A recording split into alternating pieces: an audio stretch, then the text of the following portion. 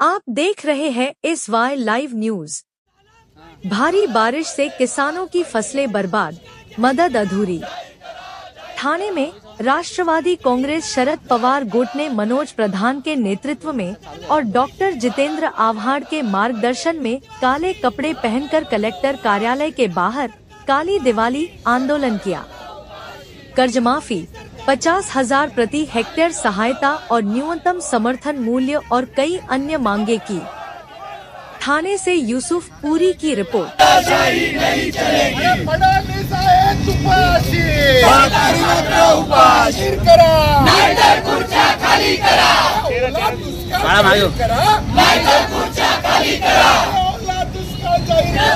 शेतकऱ्यांना हमी भाव मिळालाच पाहिजे।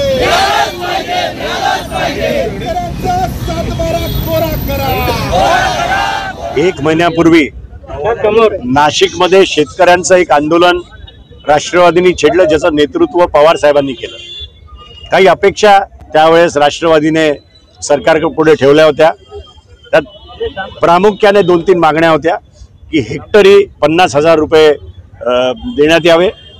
दुसरी मागणी होती की कर्जमाफी, जे तुम्ही तुमच्या अजेंडामध्ये दिलं होतं ते कर्जमाफी करून शेतकऱ्यांना त्यांचा सातबारा रिकामा करून द्या, ती पण मागणी दिली गेली नाही।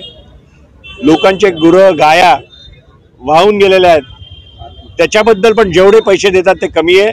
जर आपल्या शेतकऱ्यांना परत उभं राहायचं असेल तर जी तटपुंजी मदत ते देत आहेत त्याच्यात काहीही होऊ शकत नाही। आणि आम्ही आजचा दिवस निवडला कारण की आज दिवाळी सुरू होते, ठाणा मुंबईमध्ये उत्साह दिसतोय, पण अशा वेळेस आपल्याला आपल्या शेतकरी बांधवांचा विचार येतो। त्यांच्या घरी कुठल्या प्रकारची दिवाळी असेल तर एक या शासनापर्यंत पोहोचवण्यासाठी आमच्या भावना आम्ही काळी दिवाळी साजरी करतोय।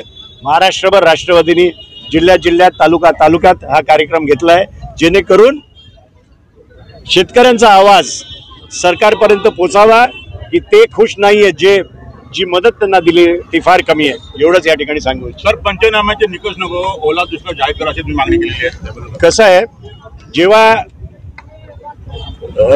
आत्ताचे मुख्यमंत्री ऑपोजिशन मध्ये होते तेव्हा ते ओला दुष्काळ जाहीर करा हे करायचे, आणि आज ते सत्तेत आहेत तर ते म्हणतात ओला दुष्काळ जाहीरच करू शकत नाही। म्हणजे ह्याच्यावरनच शेतकऱ्यांना, लोकांना, नागरिकांना कळलं पाहिजे की विरोधासाठी विरोध करणारी ती लोक होती। आम्ही अजिबात विरोधासाठी विरोध करत नाही।